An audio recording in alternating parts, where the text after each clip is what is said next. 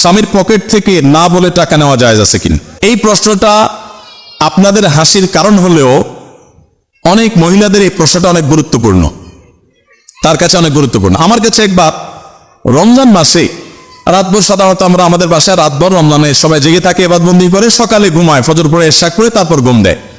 তো আমার মনে আছে যে রমজান মাসে এরকম একবার সকালে ঘুমাইছি, জোর আগে উঠে দেখি মোবাইলে একই নাম্বার থেকে অনেকবার কল, 15-20 বার বা এরকম অনেকবার কল।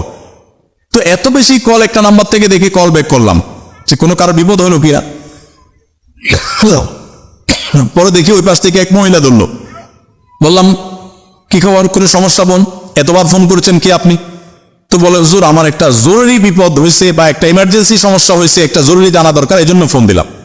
তাই আমি বললাম, জরুরি তো বুঝছি না, এতবার কি ফোন দিয়েছেন, বলেন কি বিষয়? তখন বললো, হুজুর বিষয়টা হলো স্বামীর পকেট থেকে টাকা চুরি করা জায়েজ হবে কিনা। তা আমি বললাম, এটা জরুরি মাসালা হলো, তো এটার জন্য এতবার ফোন দিচ্ছেন? আমার স্ত্রী পাশে ছিলেন, উনি শুনলেন। শোনার পর আমার স্ত্রী আমাকে বললেন, শোনো, তুমি সবকিছু নিজের মতো হিসাব করলে তো হবে না, ওই বেচারির জায়গায় তুমি চিন্তা করার চেষ্টা করো। সে হয়তো তার স্বামীর পকেটে জীবনে কঞ্জুস বেটা, হয়তো কোনোদিন টাকা পয়সা পায় নাই, আজকেই হয়তো চান্স পাইছে, এখনই তার মাসালার উত্তর দরকার, তো এটা তার জন্য ইমার্জেন্সি, তোমার কাছে এটা নাথিং হতে পারে। তো আপনারা হাসলে কি হবে, অনেক মহিলাদের কাছে এটা গুরুত্বপূর্ণ, কারণ অনেক কঞ্জুস স্বামী আছে, হাত খরচের টাকাও দেয় না, যার কারণে বেচারি চুরির চিন্তা করা ছাড়া উপায় থাকে না। যদিও এখানে বেচারিরও দোষ আছে। দোষ কি? দোষ হলো বিয়ের সময় তার মহর ধার্য হয়েছে না হয় নাই, কিন্তু সে মহর নেয় নেই, ওই বাসন রাতে স্বামীর পাম্পটটি চোটে মাফ করে দিচ্ছে, আছে না নেই?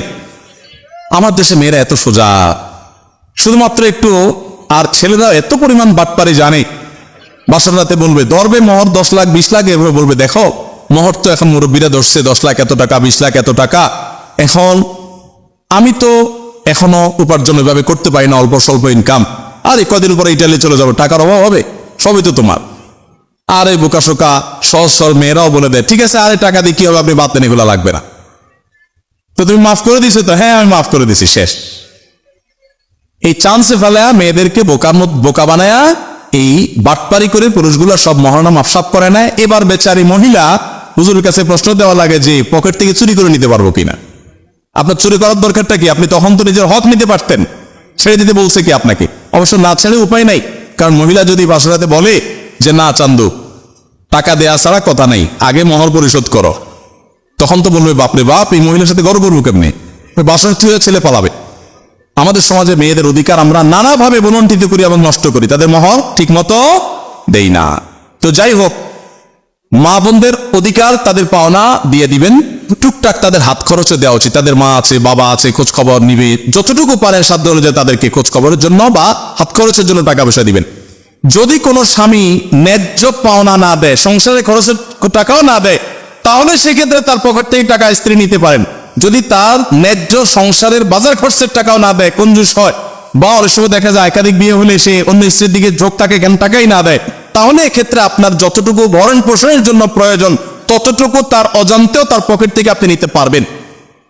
কিন্তু আপনি চাইনিজ খাওয়ার জন্য, মার্কেটিং করার জন্য, আপনার বোনের ছেলে মেয়েকে জামা কাপড় কিনে দেওয়ার জন্য আর ফাও খরচ করার জন্য স্বামীর পকেট থেকে না বলে টাকা চুরি করলে সেটা কিন্তু জায়েজ হবে না, এটা মনে রাখতে।